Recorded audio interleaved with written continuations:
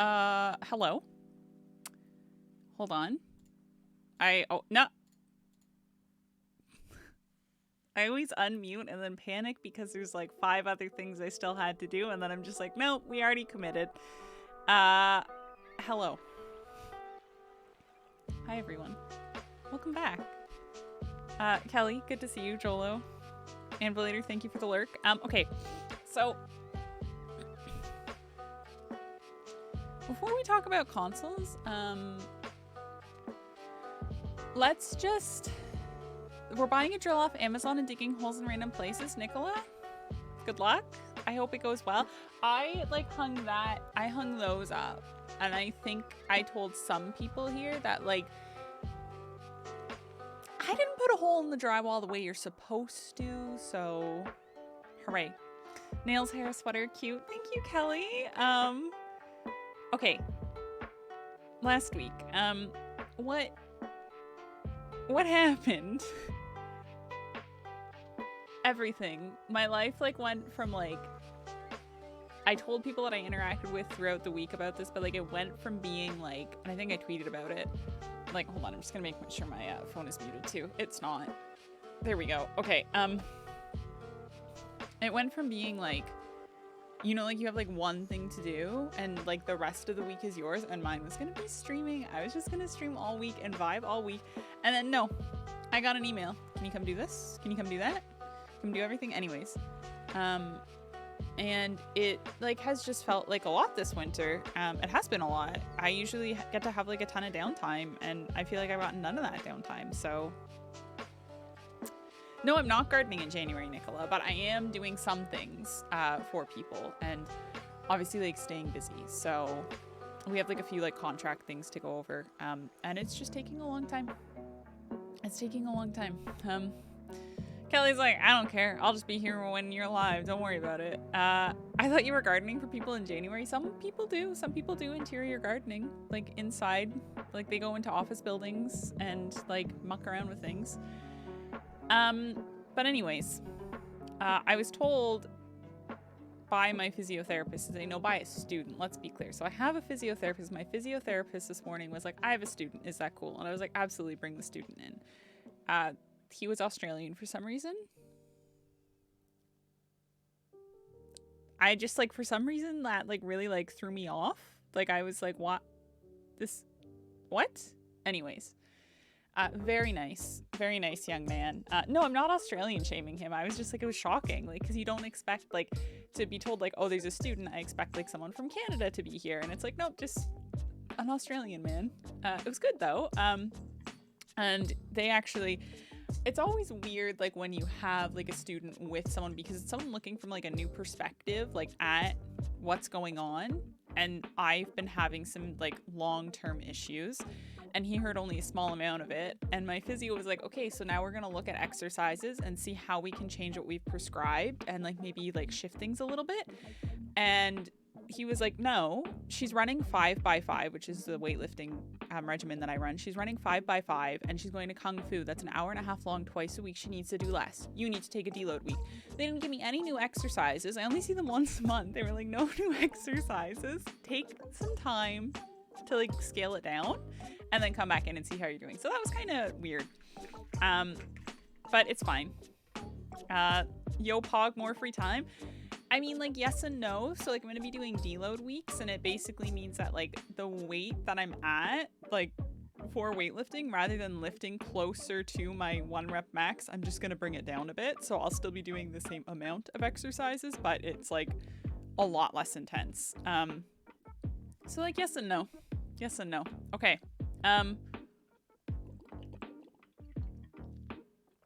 All that being said,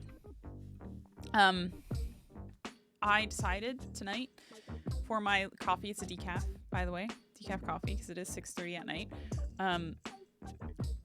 This is just my last little real life thing, and then we're going to get into the podcast. I got like these milk, like protein drinks from the grocery store that were on sale, and I decided to try and froth it. So this is like 13 grams of protein in my coffee right now. We're really like bringing it. We're bringing it all. That's what I'm trying to say. We're bringing it all. Anyways, I hope you guys have been well. You can tell me how your week was in the chat while we do our first little segment. So we're going to talk about the console wars, but one thing that happened actually when I was researching about this is I actually learned a lot of stuff that I didn't know like at all. And so we're going to actually talk about the history. That's going to be our first topic. We got to talk about the history of the console wars because there's some super interesting stuff that I had no idea like happened. And I think it's super relevant actually to what we're going to be talking about. So we're going to do this and we're just going to we're going to have a great time. Also, no, we'll talk about this towards the end. We'll talk about it's fine. It's fine. My brain is fine. It's fine. Okay. One last drink of water. One last quick glug.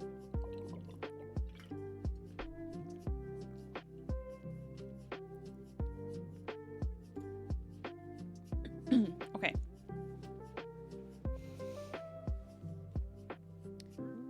And I do apologize. Let me stop this. I do apologize. Quite a bit of this. I know we kind of just talk and shoot the shit in this, but quite a bit of this is scripted, just the history of it, because I don't want to get it wrong. So I kind of wrote up little notes for myself. So I don't know why I'm apologizing. I can do whatever I want. If you were to ask a modern gamer about the console wars, what would likely jump to mind is two current consoles, Sony and Microsoft, the PlayStation 5 and the Xbox Series X. What has felt like a never-ending pull between two companies, however, didn't start with these two companies. Part 1, History of the Console Wars. In 1983, Nintendo released Famicom. It would later be re-released as the Nintendo Entertainment System in the United States, one of the most iconic console systems to date. It was part of the third generation of consoles, also known as the 8-bit era. Other home systems in this category were the SG-1000, the Sega Mark III Master System, and the Atari 7800. Only 3 of these consoles would hit the worldwide market in 1997, with the SG-1000 only being released in Japan and New Zealand. Nintendo would become and remain the dominant console on the scene. That is, until the Sega Genesis was released in 1988. At the end of 1990, Nintendo would control 90% of the market. When Sega brought the Genesis over to America, they struggled to gain traction on sales, up until 1991 when the company launched Sonic the Hedgehog. Branded as a hip and edgy character, I'm sorry, it's really hard to get through this part of it because this is just so mind-boggling to me.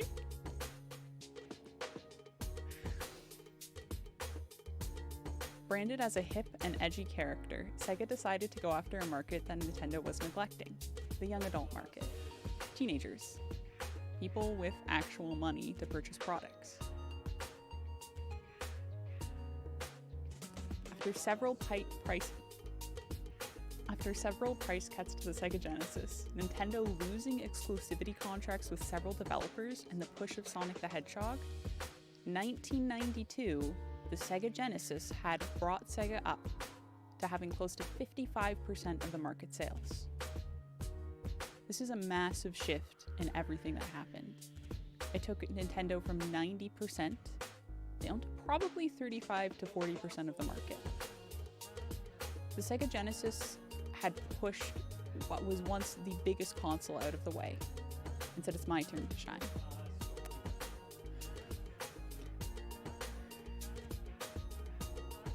And then the Entertainment Electronic Expo was announced, E3.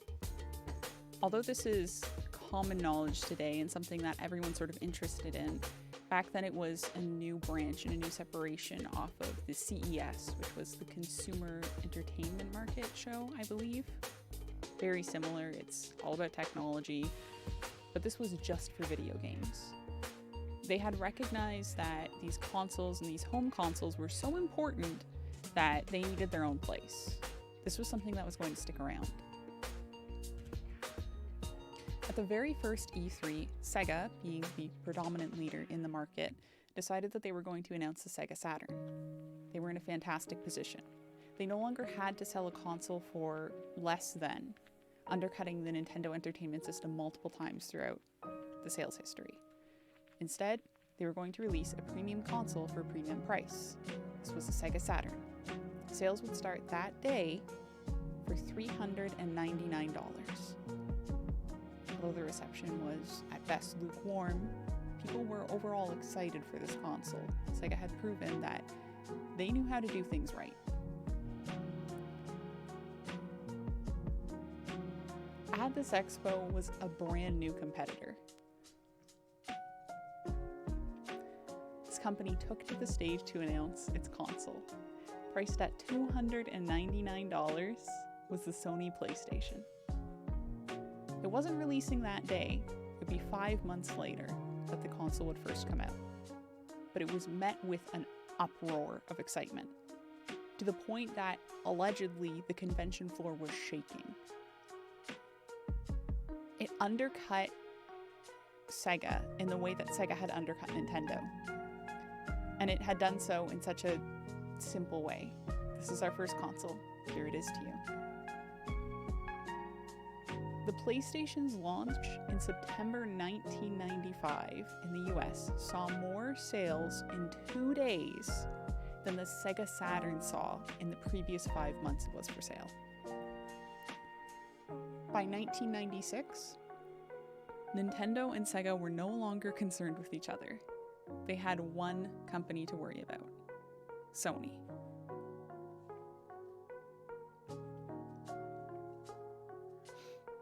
It wouldn't be long before we were in a new millennia, and all of a sudden Sony had another new competitor, Microsoft. The original Xbox didn't sell great. It didn't even make a profit. But Microsoft was confident that the console that it had created was going to do something great, and so they announced the Xbox 360. They were satisfied with their first flagship and the performance that it had done. With both the 360 and the PS3,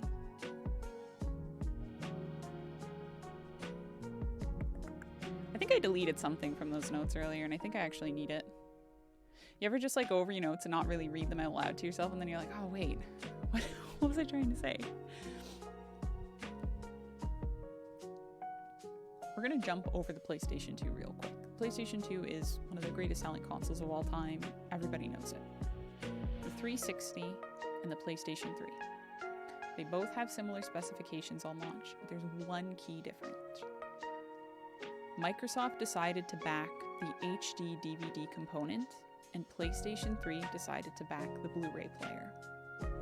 This would be a significant decision, and ultimately it would be what caused the 360 to underperform and not beat out the PlayStation. Microsoft had a wildly successful launch in 2005. So much so that it actually was beating the PlayStation 3. And anyone who's been around for quite a while knows that Sony tends to outperform the Xbox.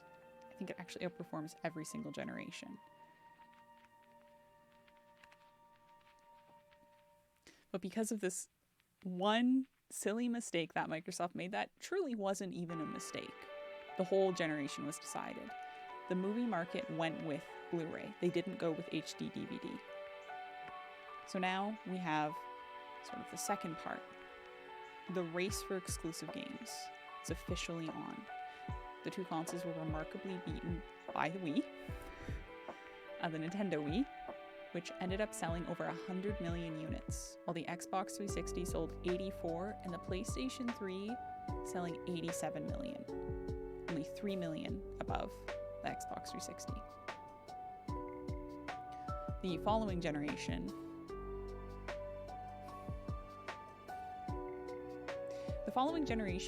is generally accredited to Microsoft making things a little bit too complicated on the Xbox One.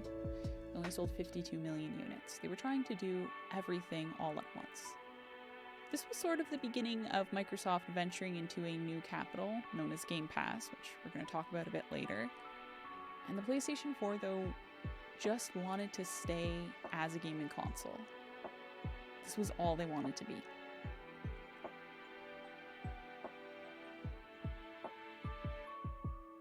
PlayStation 4 ended up beating Microsoft by over 50 million units. And then you have the PlayStation 5, which at this point is doing incredibly well.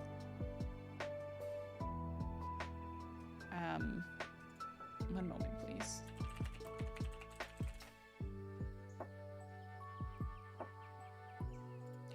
We won't bother. The PlayStation 5 to date has shipped 25 million units and has actually sold a surplus of 5 million units, being in the 30 million unit range.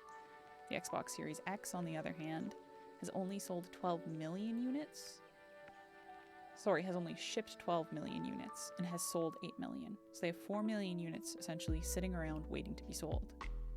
Sony and Microsoft are collectively controlling 72% of the market at current pace. We're just gonna get a little save project in here. Drag this over here. What I find really like fascinating about all of that is like, so the Sega Genesis like undercut Nintendo by I believe $100. Nintendo drops their price. Sega Genesis cuts again. And then the way that Sega Genesis in the end was beaten, and really honestly poor Sega, the way that they were beaten out is like the PlayStation like just like rolled up and said $100 less. Don't worry about $100 less.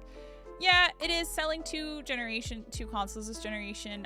I primarily refer to it as the Series X, so it's the Series XS. One, that's confusing naming convention and it's awful. No offense, Microsoft, you've given your consoles shit names. The Series X and S, all of their stats are combined together anytime you look it up. The Series X is like what would compete with the PS5, and then the Series S has slightly lower, like it's not as high in terms of graphic capabilities and performance, which is actually a huge issue. But the concept is that the S is like, if you just want to use Game Pass and utilize Game Pass and streaming services, you buy the S. I actually considered getting a Series S, but then I saw like how much worse games perform on it, and it's like, well, why would I ever do that, like when I have a computer that can run things like Game Pass? But I recognize not everyone can like afford to buy like a computer that's like good and can run games. Like, look, the computer that I built is like, let's just level for a second about this whole like everyone should just buy a PC conversation, right? The computer that I purchased, spent the time to purchase, to research all the parts, cost approximately 1,700 Canadian, I think. So that's already extremely expensive. It'll probably be good for, with no upgrades, let's say 8 to 10 years, because I bought high-end parts. Let's just make the assumption it's going to be 8 to 10 years. It could be less, depending on how fast like specifications move up. To buy a console, a high-end console is like $800, and the console generations are just lasting longer and longer and longer, and PlayStation and Microsoft have both said they expect the current generation to last quite a while. Look, we all know we weren't ready for a new generation. Like, we were not ready for a new generation. The graphics are just like getting together. Like, about 800 Canadian, Nicola. I think, at least. Probably closer to 1,000. But that's still like $800 to $900 cheaper than buying a proper gaming PC. And that proper gaming PC is one that I pieced together. If you were to go and buy the gaming PC, and still have to upgrade certain parts, it would be about 2,500 Canadian. Like, computers are expensive.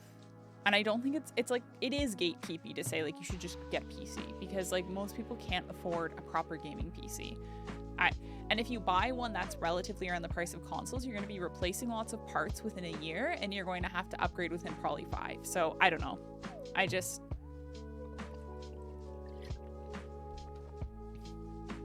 I'm done. Hi, Obsidian. Did you mean to do that?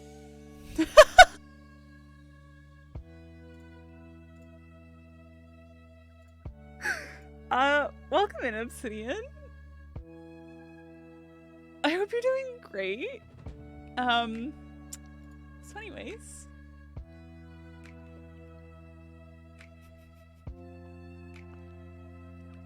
I was probably, yeah, A+ mod work, honestly, Obsidian. I like that. I remember I DM'd Obsidian and I was like, can I like put a sword on you? Because like, I don't know what the hell's happening with, I thought we were going to get flooded with spam bots again tonight, to be honest, because I am still getting DMs consistently from them. And I'm like, I don't even know what's going on. I blocked the term that they all send me like in the Twitch chat, but I was like, there's no way they're not going to be in here. Anyways, this is what I get, right? This is what I get. No, you're doing great, Obsidian. You're doing great. Okay, we're gonna move on.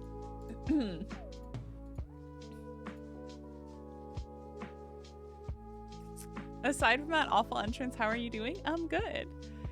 Yeah,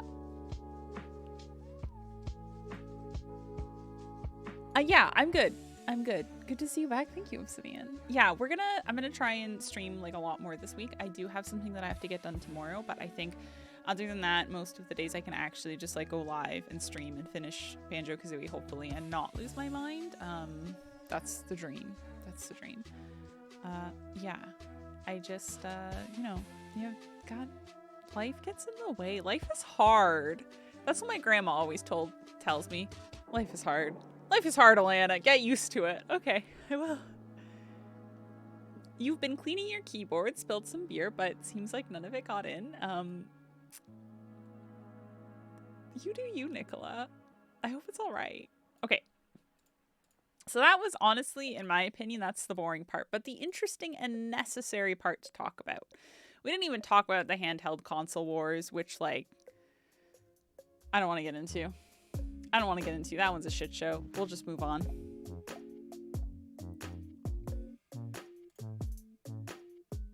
I like this song.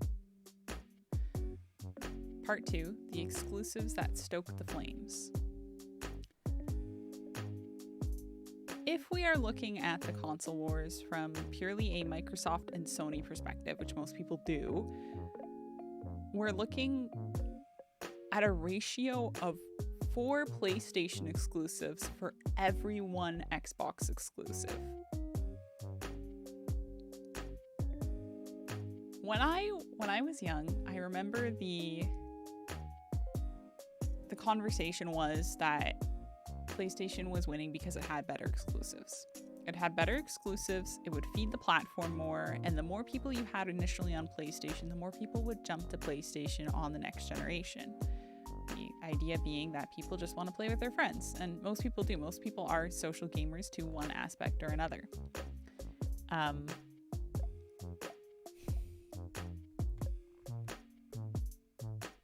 This is just really good. I don't know what this is. PlayStation has, of course, several great brands that I think most people can agree that PlayStation actually does have significantly better exclusives. They have The Last of Us, the Uncharted series, and the God of War series, which recently had a massive spiritual reboot. And Xbox, if we're being honest, recently had the release of High on Life. That's it.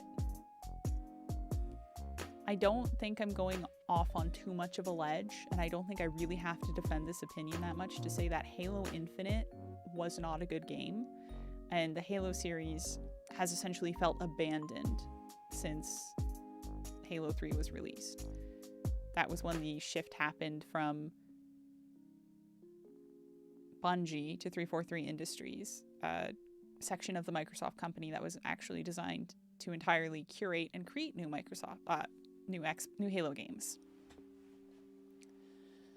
Aside from that, Microsoft has Gears of War, a series again, which we haven't really seen much exciting things happening in recently, and in a bizarre turn of events, they also have the Rare series.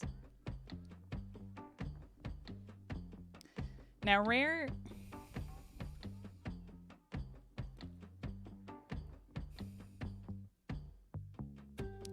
is funny. We have these honestly incredible games, one of which would be the franchise Banjo and Kazooie.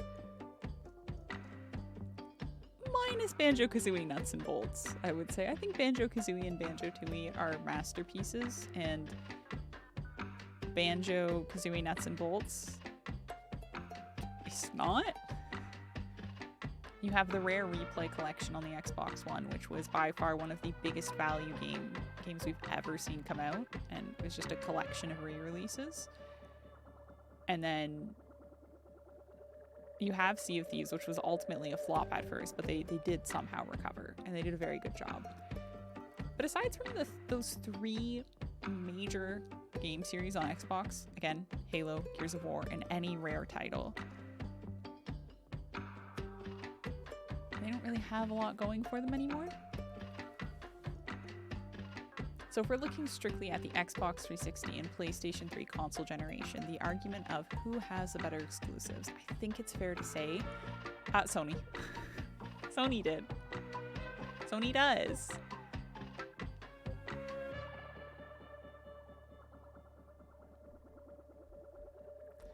And I think it was when we were in that sort of part of life, that I think when we were in that section of the console generation, that was the real conversation, was who has the better exclusives. So if we're looking at it from just strictly that point, then yes, Sony has better exclusives. Sony is going to win. Microsoft does not. Microsoft might have had the better 360 in theory at the beginning. Doesn't really in the end, because of the red rings, because of the HD DVD port, the lack of Blu-ray support, for a number of reasons. But then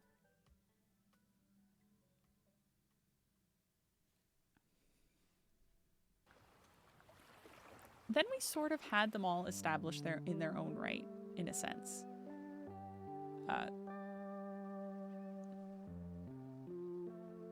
Microsoft has pivoted in a way that allows them to no longer care about getting exclusive rights to video games.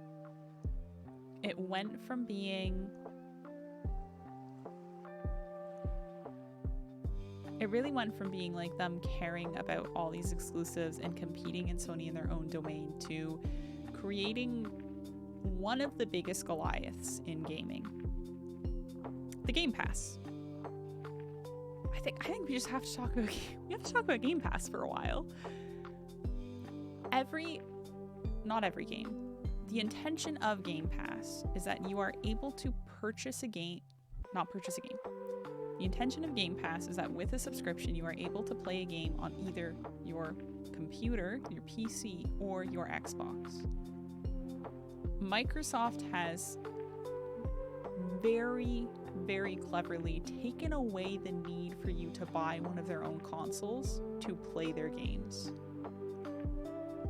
And I think that was a really delicate thing that they had to do, and a really special thing that they actually managed to do that in a way that didn't harm them further.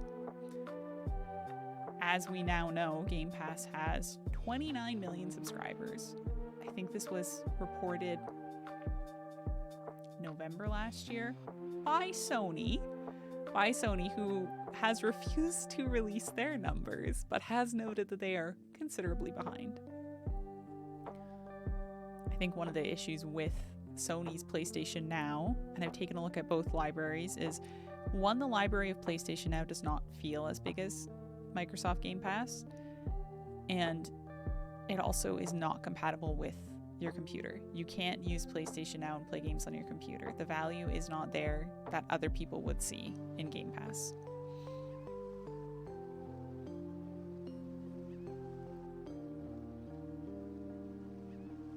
And it's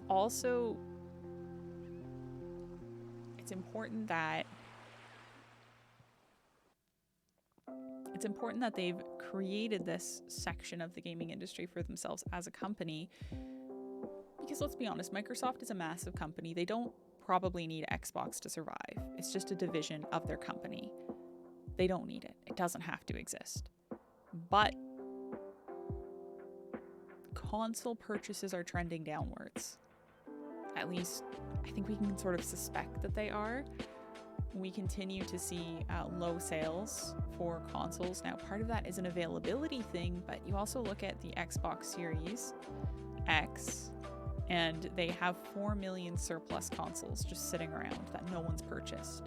They've shipped a 4 million extra. Again, that doesn't mean they're necessarily going to where people want to buy them. I'm sure there are lots of people who want to purchase this console and cannot purchase this console. But even the PlayStation 5 is not selling well. They're expensive consoles. They don't offer a lot compared to last generation. And we're sort of hitting this innovation wall where the only company innovating, oddly enough, is Nintendo. With the Nintendo Switch, the Nintendo Wii, the Nintendo Wii U, I guess, if you want to call that innovation for what happened.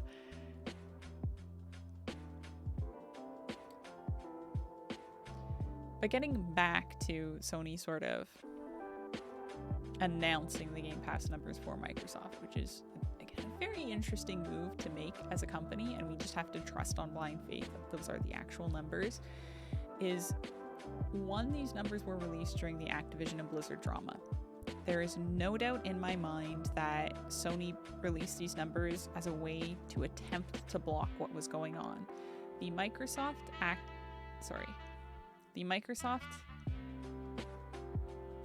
Activision Blizzard acquisition that was going to happen looked like it had essentially no blocking to it. Everyone kind of agreed this is fine. It's not a monopoly. We don't care.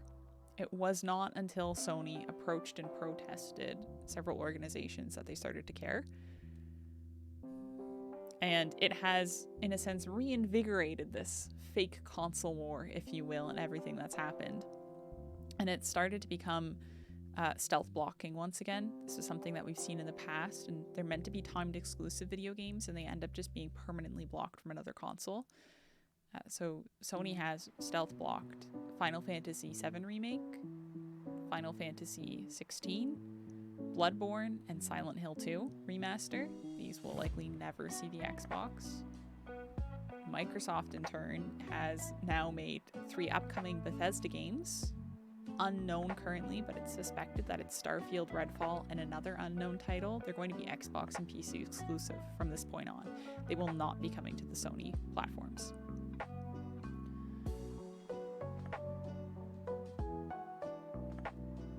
So why can't Sony play nice? I think that's the biggest question to ask here. Sony is obviously one of the biggest companies. They have a strong footing in the industry. They have since 2000.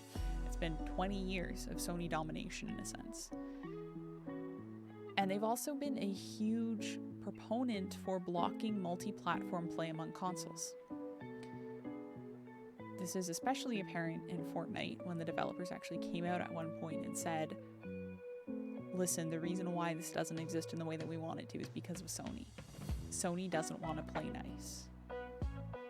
I believe Fortnite in its current iteration is completely cross-platform among PC, Switch, Xbox, and PlayStation, but there were years of the developer pushing for this, and it just never happened.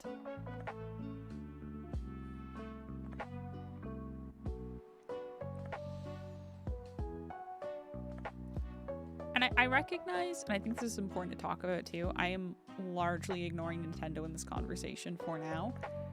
And I think I'm ignoring them on purpose. Nintendo doesn't really need to beef with the big boys anymore. There's no purpose for them fighting or making similar consoles. They've proven that they can make unique and interesting home entertainment systems, like the Nintendo Wii, like the Nintendo DS, like the Nintendo Switch. They can make these really interesting concepts and sell them and not have to worry about what anyone else is doing. Nintendo is like on its own, and there is an economical phrase for it. I cannot remember what it is at this moment. It's I think it's called, though, something along the lines of the blue ocean strategy, where Nintendo has actually positioned themselves away from Sony and Microsoft in the way that they don't have to compete with them, because they have found their own unique footing in the industry.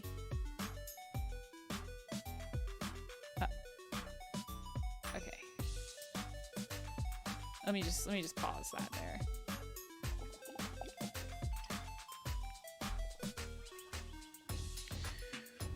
When I think of the console wars, I never include Nintendo. Yeah, neither do I. I just don't. I don't think they have a part in it. And like they did. Like we talked about the history, way at the start with like the Sega Genesis and the Nintendo Entertainment System. They did have a part in it. And they had a huge part in it when they had like 90% of the industry or something like backed into a corner, and they were like, I own this whole realm.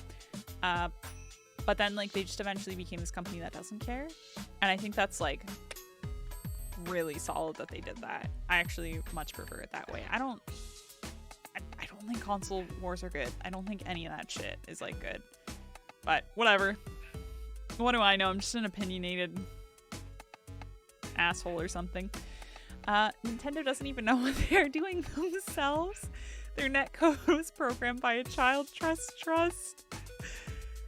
I feel like the Switch was good when it released, but it needs a refresh ASAP. No, the Nintendo Switch does not need a refresh.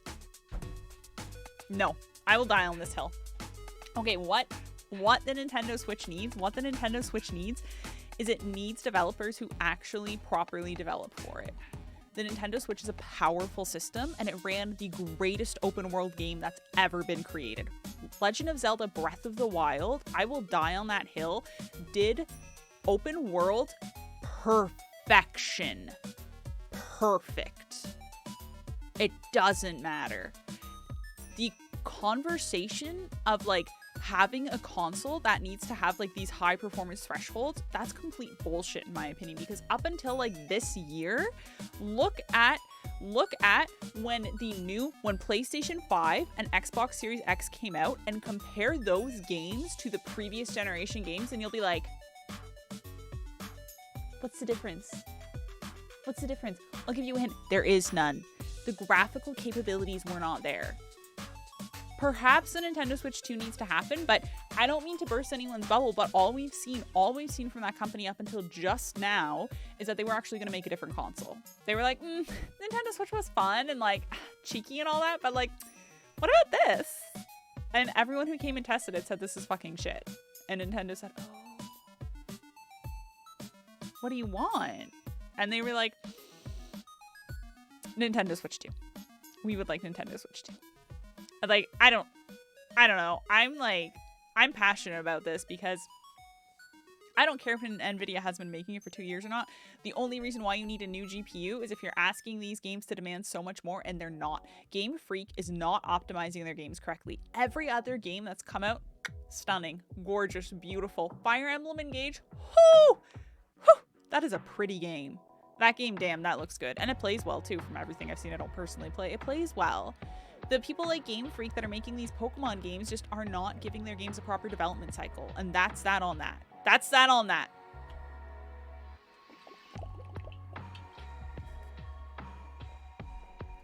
Sorry, that was off topic. That was a bit of a tangent there. My bad, fam.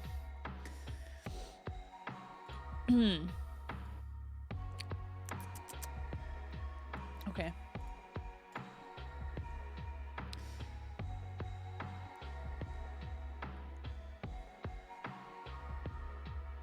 Maybe I should just not listen to this music while we're doing this. Okay. Part 3. Console wars don't benefit gamers. You're gonna have to bear with me on this one because almost everyone is in a capitalist society at this point.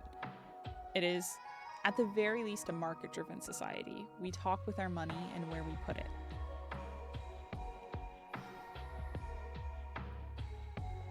In some cases, this is actually a good thing. If you look at the car market, a very real explanation of this is the truck market in cars. So something like the Ford F-150 Lightning was announced. The Ford F-150 was announced, and shortly after, everyone started coming out with all these fully electric trucks, with mostly taking ideas and designs from the Ford F-150. Anything that wasn't patented, they took from the Ford F-150 Lightning.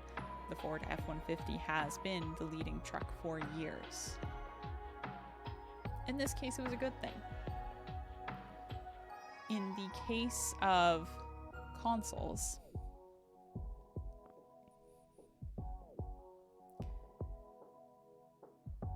In the case of video game consoles, we've sort of entered this weird monopoly that we refuse to recognize for a lot of us. So we have three options. You have the PlayStation 5, the Xbox Series X and S, and the Nintendo Switch. Most people own a Nintendo Switch in one or the other. The Nintendo Switch is pulling insanely good numbers. It really got people interested, especially during the pandemic. And it kind of became the #1 location for independent games, for small Nintendo indies. Something that a lot of people have come to appreciate. The Xbox and the PlayStation, however, are sort of kind of clones of each other. There's a small amount of differences between the consoles, but for the most part you're looking at a very similar structure, the difference being the games that you can actually play on them.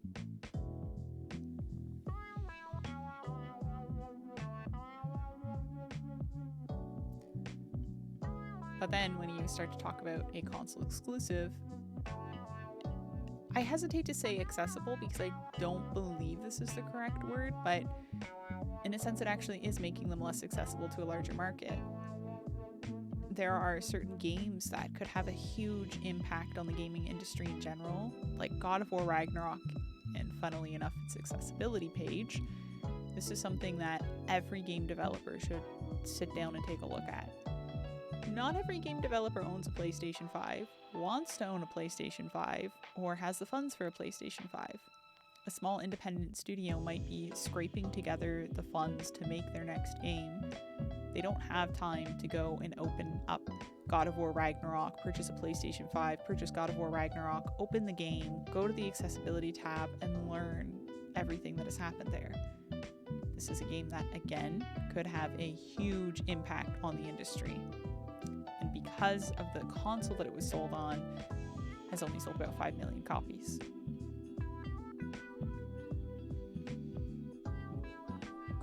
If you want to further talk about having the ability to connect with others in a very modern and technology-forward world, the lack of cross-platform that you have among the consoles and computers makes it difficult for gamers to connect and to actually meet friends and make friends that they can play games with. If you make a friend that is not on that console and then you later want to go play games with them, there's a huge potential that they don't own the console that you own, and then you can't play games together. That's just how it goes. It takes away the ability to once again connect with friends and family and people all over the globe that you never would have met going back 20, 30 years ago. You didn't meet people in the way that we meet them now. I think that's an extremely special thing and something that you can't really understand unless you're doing that, unless you're actively meeting those people. And it just makes less of a community.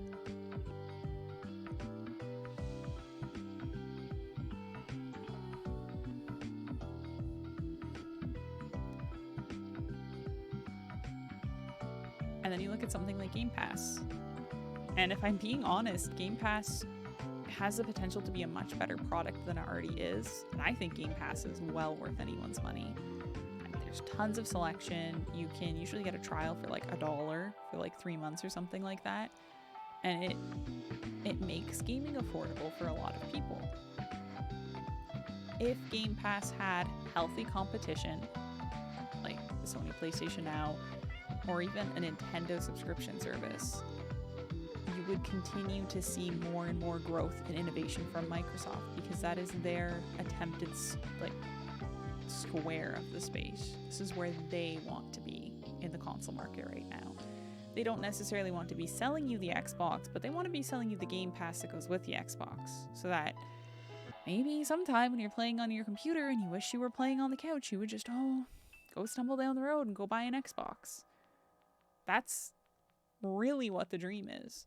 And there was such an interesting write-up by Forbes around the time that the Game Pass started to pick up traction with a lot of people, and it essentially was an explanation as to like, Microsoft has exited the console wars. They checked out a while ago. They're doing something else. Like, we should all be paying attention to that. They've got something brewing here. think we see that especially take shape now that they attempted to acquire Activision. Whether that comes through or not will be a whole other discussion, but the idea of acquiring these massive companies and the intention of not even making them console exclusive, I think, is the most interesting. They announced I think it was a 10-year roadmap for Call of Duty, where not once did they mention this game is going to be exclusively on Microsoft. Nintendo signed off on it and was basically like, looks good to me, bring it on, we like this.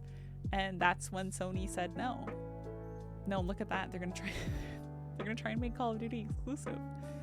No, they're actually not. It's fine guys. And I just think really, like, lastly, we already covered this a bit, but it did not create an environment of choice that people want to think it did. We all like to think that having the PlayStation, the Xbox, and the Nintendo offers you these wide array of choices, everything that you have, quicker improvements to quicker improvements to consoles, healthy competition, and we've ended up in a 3-company monopoly. That's all that's happened. Think of things like Google Stadia that in a way could have revolutionized the gaming industry once again had it been given the space to grow, and it was squashed out. People don't want to buy things like that. They don't want to buy into things like, not the Roku box. Does anyone remember that stupid little Android box that you could buy? I think it was around the time of the Steam Link.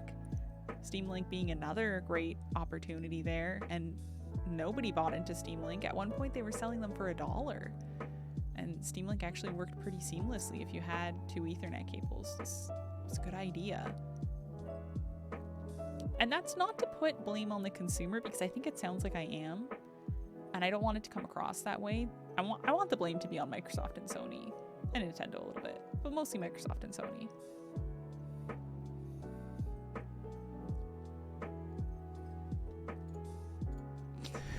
I'm sorry, I had to stop to save it there because I saw Obsidian's comment out of the corner of my eye.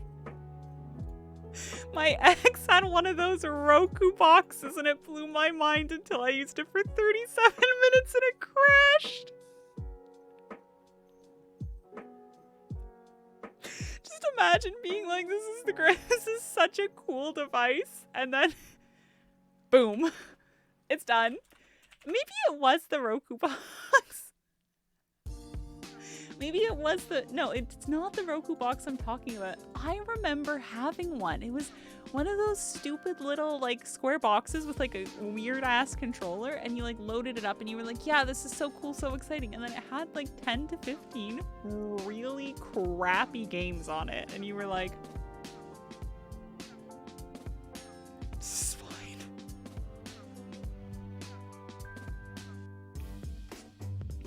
free games, I don't know, only free games if they're good. Honestly, yeah, what film was it? I would like to know too, actually. Was it a Nicolas Cage film? Probably not. Chef? What the hell is Chef?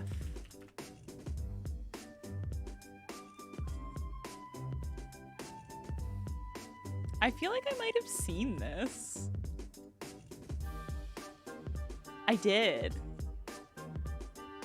I'm pretty sure I watched this film. I think it was actually okay. Yeah. I don't know how to say that name. John Favreau. That guy? I love a good chef film though. Okay, I'm sorry. There were 2 follows while we were recording. I have my little notifications off. Saint, thank you for the follow, and Ronnie, thank you for the follow. It's really great to have you in here. Thank you for being here. Think it's just Favreau? Probably.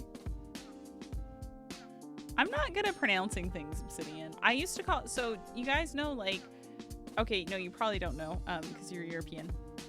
There are these places called Home Depot and Swiss Chalet. There's a silent T at the end of both of them. Guess who pronounced them Home Depot and Swiss Chalet for most of their life? Yeah, that was me. But then I heard my dad doing it, and I was like, oh, I know where I got that from. I was like, I know exactly. It feels like it feels like it should be this. Yeah, Nicola, like, yeah, you just get it. Why is the T silent? No idea. It's awful. It's awful. I hooked up with his ex a year or so after the split, and let me tell you, I was very much mistaken. Well, okay, so we're just gonna get back into this.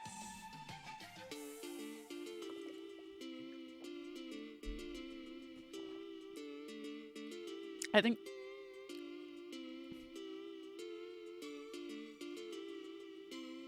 I was gonna say something, but it's fine.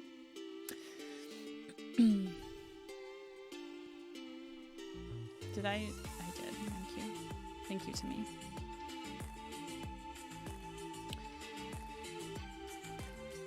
Part 4, natural conclusion to the fight. So we're technically still in a console war, if you want to call it that. Despite the fact that PlayStation continues to outsell the Xbox again and again. Xbox is not adding exclusives again and again.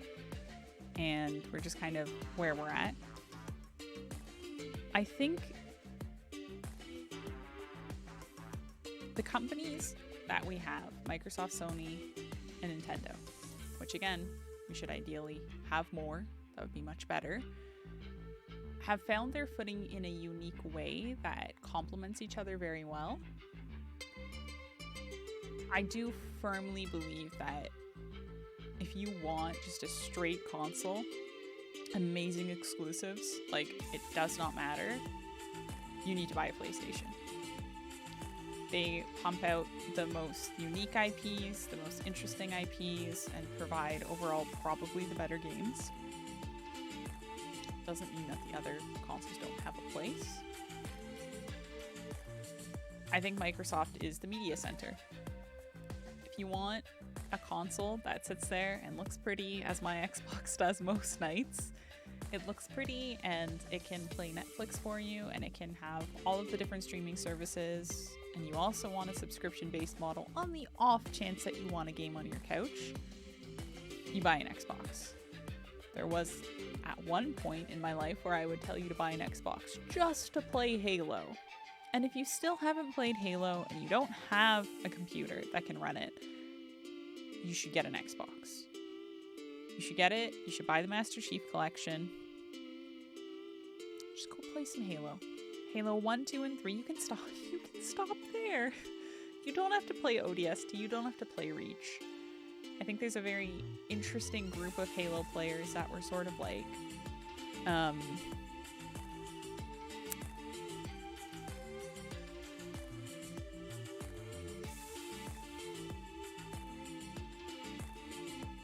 they were the young kids that came in around the time that Halo 3 happened, and after playing Reach, they do firmly believe that it is the greatest Halo game ever made. I want to be a little mean to them. It's not. It's really, really not. Halo 1, 2, and 3, that's all you need. You do not need to play anything else. And then I think you just have Nintendo. And Nintendo still to this day is the family-friendly console. When your grandma thinks about buying you a console, she's probably going to mention Nintendo. She's probably going to think it's Nintendo. It's family-friendly. It's got cozy gaming sort of under lock and key. There's nothing like just like laying in your bed with a Nintendo Switch, like when you're having a bad day or like when you're sick, and just like getting to just lay there and enjoy. Everybody owns a Switch plus another console. Most PlayStation or Xbox gamers have one or the other. And I think Nintendo is actually in a really interesting position where if they continue with the Nintendo Switch line, and I firmly believe they have actually found the perfect console. I actually think the Nintendo Switch is the perfect console. I love the Dreamcast for what it was. I think we all have a special place for the awful N64 controllers that you just like used as a weapon against your siblings. And of course the GameCube that you could pick up with a handle. In case you wanted to go to a LAN party with your GameCube. And we've had all these consoles that have had really cool and unique things over the years, but the ability to pick up your Nintendo Switch and take it with you is something really special. I I think if Nintendo wants to continue with the Switch, they need to do 3 things. One is they need to fix the Joy-Con drift, which allegedly is not being worked on at all. You need to take Joy-Con drift, get it out of there. We all kind of know why it's happening, so it shouldn't be happening anymore, but it's fine. They need to put an SSD in the system, and a big ass SSD. Like, I'm talking like 1 terabyte of storage. Like, I wanna see it. SSDs are like, what, that big nowadays? They're little. I'm talking like an NVMe, okay? Just like right in the middle of it. Huge SSD. And then I think they just need to make it bezel-less. The OLED came close. Wasn't perfect. And then I think that's fine. I think that's fine. I think Nintendo would do a great job if they did that. Perfect console. I'd be happy. I'd be happy. Even at the performance that it has now. I know people like are gonna make fun of it. But if the console can run Breath of the Wild, again, the greatest open world game to ever be made, and the most gorgeous Zelda game ever made. If it can run it without a problem, it can run other games without a problem. People need to learn how to optimize. And once they learn that, the Nintendo Switch will be fine.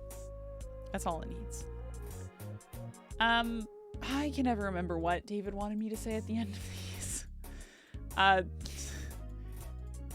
Thanks for slurping up this week's episode, and we'll see you cuties next week. I don't think that was right. I think it's different every time. An Xbox is just a glorified media center, especially now that EARC exists. That's what I've been saying, like all night. I've been saying it's basically a media center, and I think that is right. Like, and that's good though, and it's found a really good place in the industry because that's like where it's unique and where it needs to be in a sense, is like just there. Joy-Cons have their own Fast and Furious film at this point. Yeah. And you know, like, I like mentioned it, but like it's like actually I don't know if it'll like pop up.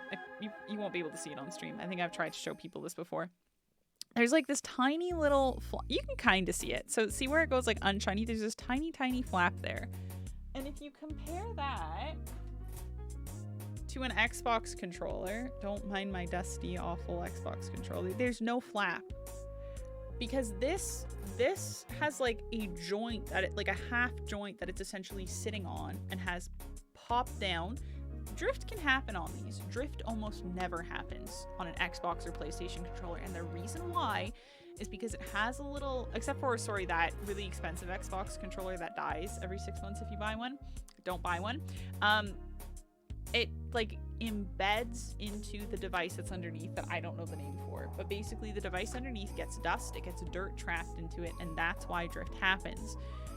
So Nintendo, instead of doing that other thing, just added a little skirt, so it doesn't have that little flap. It has a skirt, and the Joy-Con moves actually individually from the ball underneath it.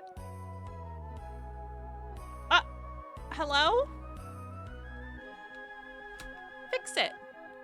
Make it a little freaking thing, the 2D thing. The problem is they probably don't have the space for it, and they probably haven't actually figured out how to create one that works correctly. They could get rid of drifting. Yeah, they could. I don't know. I don't think Nintendo wants to at this point. I think Nintendo's just happy to take all of our Joy-Cons that continue to drift and replace them and send them out to you for free and be like, that's fine. Like, don't worry about it. You've had 2 Xbox controllers drift in the past year? Are you serious? You're making me look like a liar. I've like actually...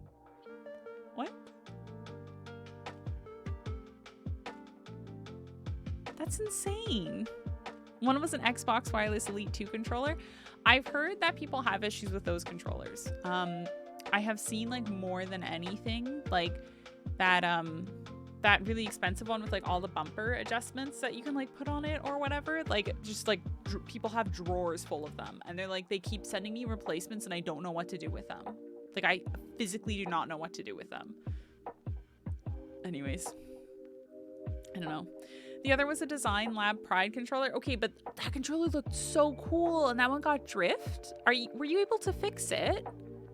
I would be so sad. I would be devastated. That was a really badass controller too. That's unfortunate. It's probably cheaper to replace than to redesign. I think so, but what I think I'm most shocked about is the fact that the Nintendo Switch, like, Nintendo as a whole is really, really, really well known for, they're really well known for, like, keeping high quality. And then they just did this, and it was like, I don't know what's going on. Okay, 2 things before we go that I actually really do want to talk about. Where is the little graphic that I have? This has changed, obviously, very dramatically because we did not go live last week. So this was supposed to be last week's episode. The roguelite episode will be happening now on February 6th. I don't know what's happening with this. It might just be scrapped. Sorry, you can't see my cursor waving around frantically. Can you? Probably not. Episode 5 is probably scrapped. I think I actually hate it. I don't actually think I like that concept. So we're getting rid of episode 5, probably. Episode 4 is happening. It is happening next week. And we have our first guest on. Yes, David is going to be on to talk about roguelites. I'm very excited. And I think it's going to be, like, very good.